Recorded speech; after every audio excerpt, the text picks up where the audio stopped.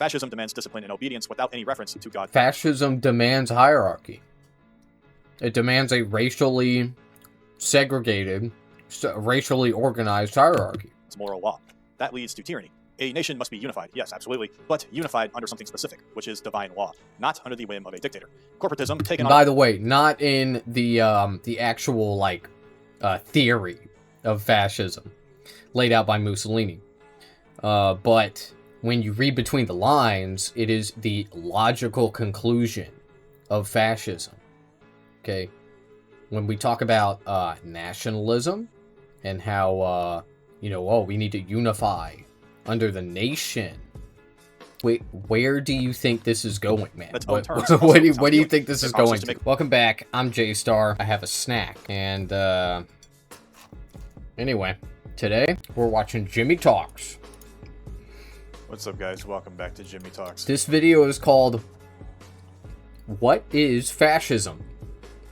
The Truth. So I wanted to make this video explaining what fascism is. Okay. All right. So the word fascism has been used very carelessly. It's almost like it has lost almost all of its real meaning. Yeah. Kind of.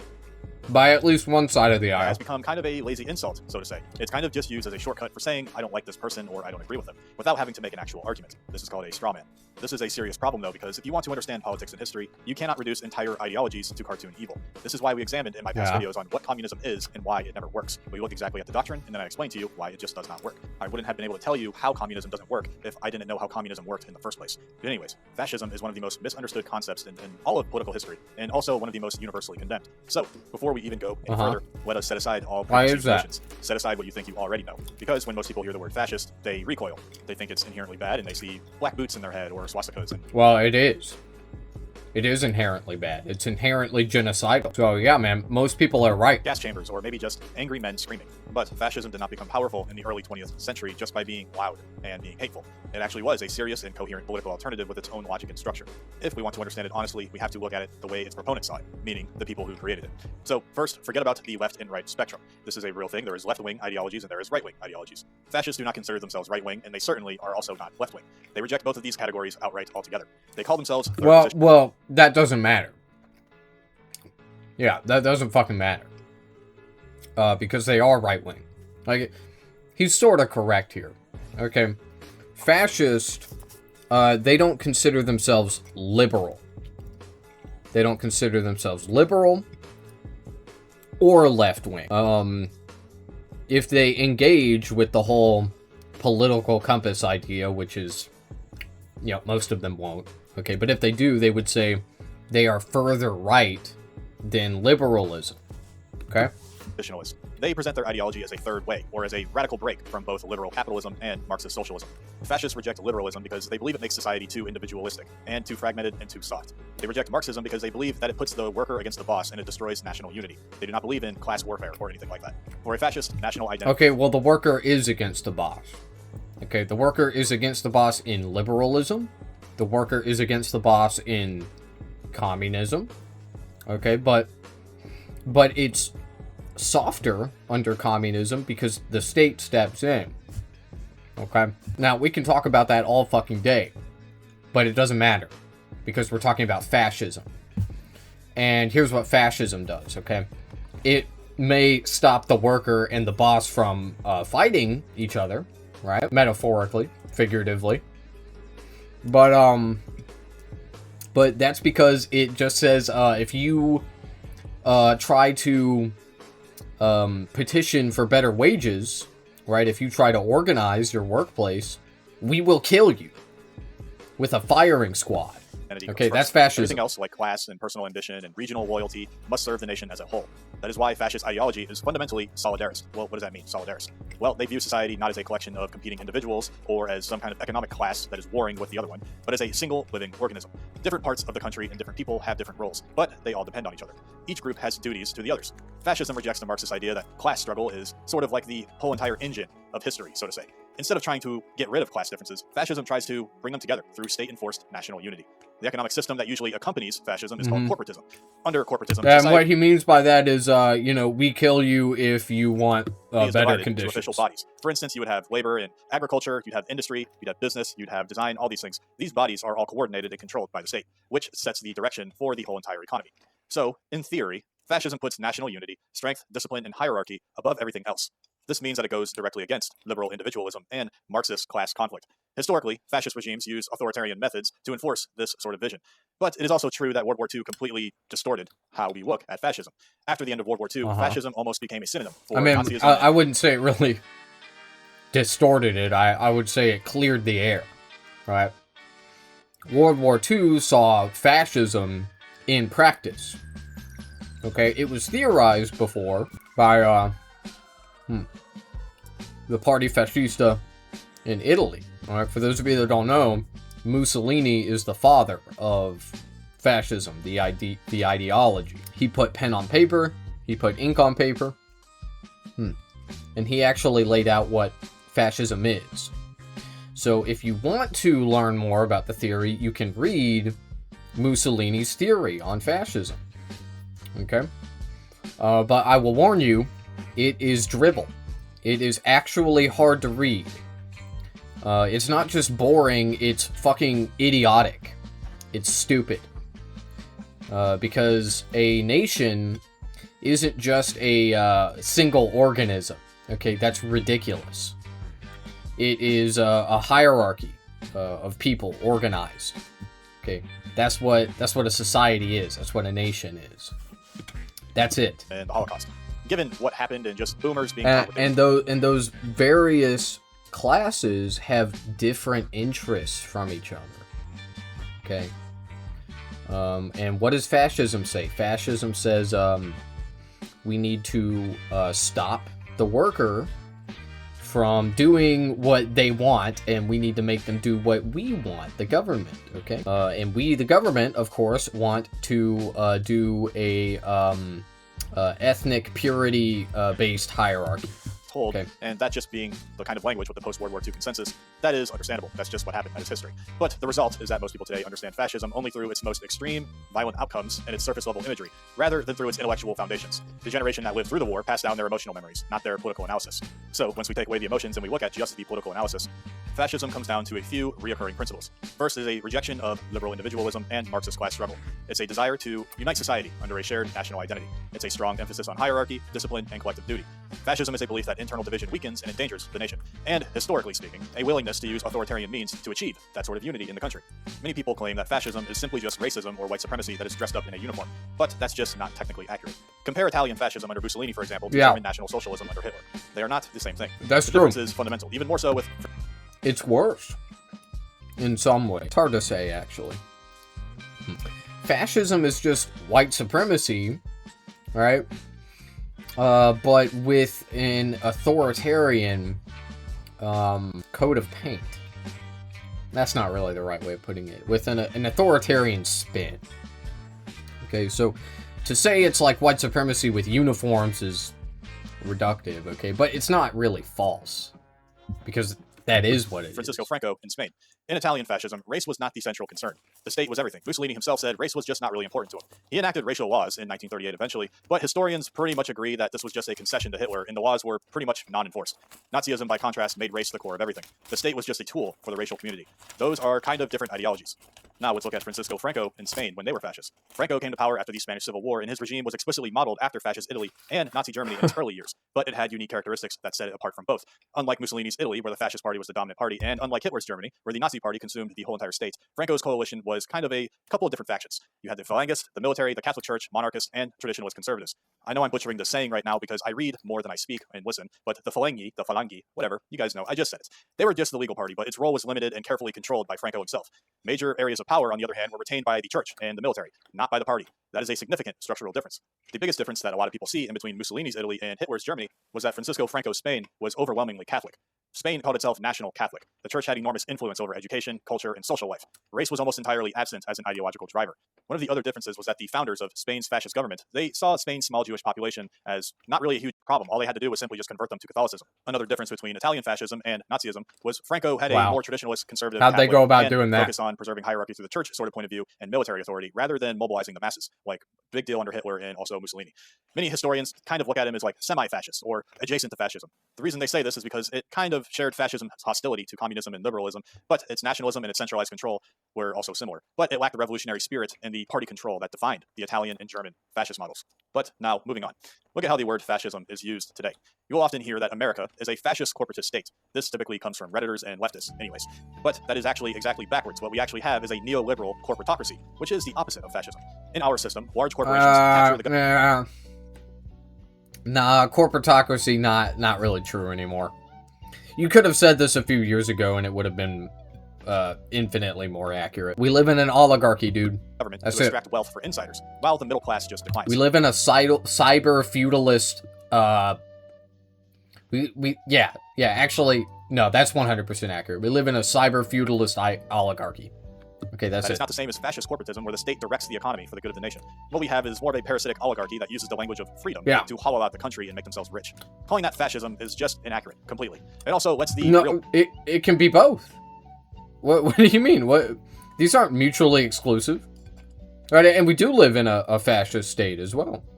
That's it, man. You know, off the hook. Most of the time, when somebody screams fascist, they actually mean authoritarian, or maybe they even mean totalitarian, and they use the word simply because it just has more emotional punch.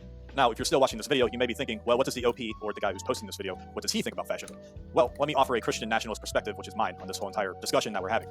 Understanding an ideology does not necessarily mean endorsing it. I understand communism, and I don't endorse it. I made a whole entire video against it. I'm just explaining what fascism is. I will say, fascism gets some things right. It correctly sees that liberalism turns people into isolated consumers. It destroys the community, and it leaves the country pretty weak.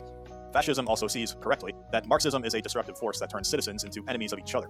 Fascism is also correct when it says that a nation needs unity. No, it turns workers into enemies of capitalists. That's it. And a nation needs purpose, and a nation needs which we already are.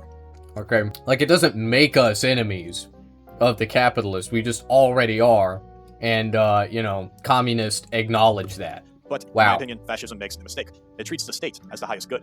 Mussolini said everything within the state, nothing outside the state, nothing against the state. For a Christian, this is idolatry. Jesus Christ is our king. The state has a legitimate role, and it bears the sword for justice and order. But it is not the ultimate authority. No earthly nation is. Fascism replaces the kingdom of God with the kingdom of man. A healthy nationalism must bow to the lordship of Jesus Christ. Fascism also misunderstands hierarchy. Hierarchy is natural and good. It is built into creation. But true hierarchy is rooted in truth and justice, not in raw power. Fascism demands discipline and obedience without any reference to God. Fascism demands hierarchy. It demands a racially segregated, racially organized hierarchy. It's moral law. That leads to tyranny. A nation must be unified, yes, absolutely, but unified under something specific, which is divine law, not under the whim of a dictator. Corporatism taken on... By the way, not in the actual, theory of fascism laid out by Mussolini. But when you read between the lines, it is the logical conclusion of fascism. Okay? When we talk about nationalism and how, we need to unify under the nation. Wait, where do you think this is going, man? What do you think this is going to make labor and capital work together for the common good. Nothing wrong with that. In practice, though, it often creates a new elite that controls everything. A better model would be distributism, in my opinion. What does that mean? Let me explain before I go on. I'll make it short and sweet. Basically, it's saying that property and wealth should be widely owned by individuals and families, rather than just a handful of corporations like we have now in America, or the state, like with socialism. I believe this to be the better economic model, where there is a widespread ownership of property, there are strong families, there's a good, strong local community, and the principle of subsidiarity. What subsidiarity means is it's basically autonomy for a small group. Smaller groups like families, neighborhoods, or local governments have the inherent dignity and capability to manage their own affairs. The higher powers like regional or national governments act as a subsidiary force, which has support and coordination, resources, or they ultimately come down to another decision maker when it comes down to it. This sort of model was framed in the United States in our early... Okay, where does this... You say communities have a natural dignity. What is natural about it? Where does it come from? I don't even necessarily disagree with you, right? If we're talking about, capability. Small communities are obviously capable of maintaining autonomy if that said autonomy is facilitated by the state. Okay, I'm just wondering, like, what is your evidence that it's natural?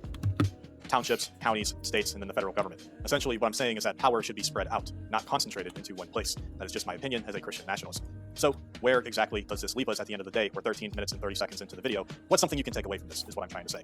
The mainstream understanding of fascism is a complete intellectual wreck that's very dishonest. People use the word without knowing what it actually means. They think it just means racism, or it just means authoritarianism, or if you are a libtard, simply anyone that they're half right. With. That ignorance helps the current system that we have in place now that many people dislike, because it makes it impossible to discuss any real alternative to liberal democracy. If every nationalist or every traditionalist or every Christian can be called a fascist and then dismissed, then the ruling order faces no serious challenge. But the real battle today is not between fascism and democracy. It is between those who still believe in a transcendent moral order and those who believe in nothing but power. On that front, the current regime is far more nihilistic than Mussolini and Hitler ever was. Fascism, properly understood, has some truths about national unity, hierarchy, and the failure of liberalism.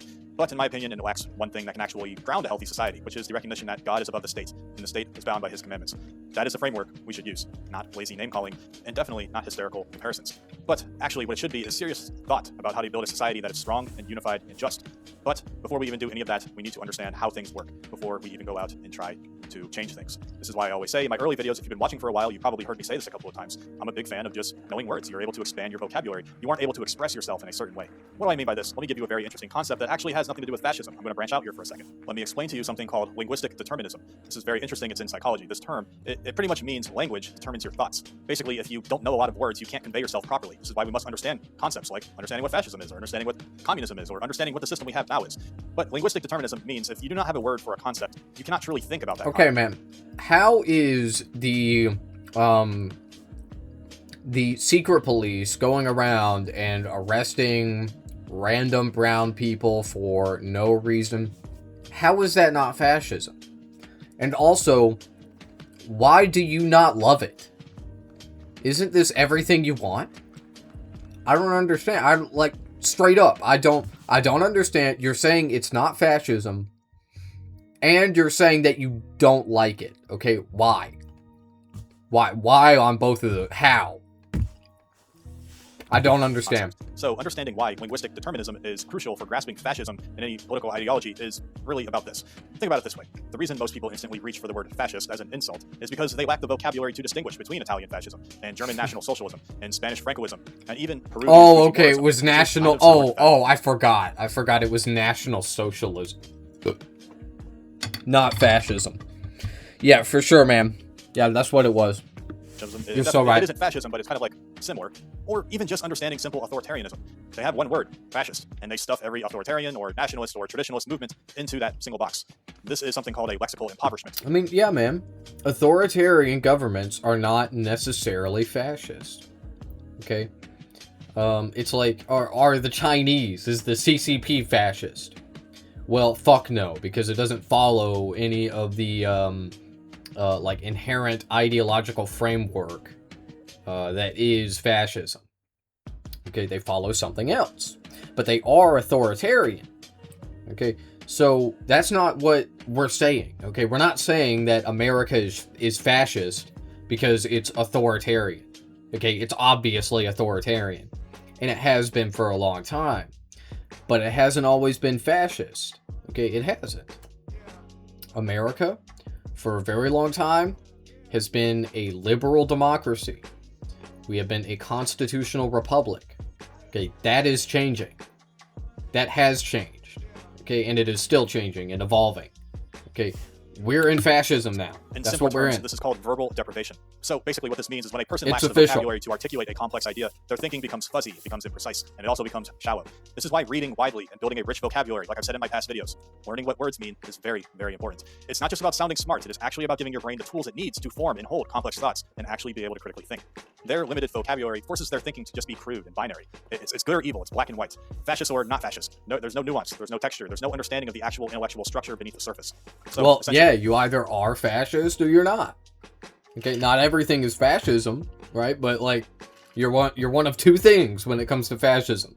You either aren't, or you are, okay? It ain't a spectrum. If you want to It's a actually category. analyze fascism, you need precise words. You need to distinguish corporatism from corporatocracy.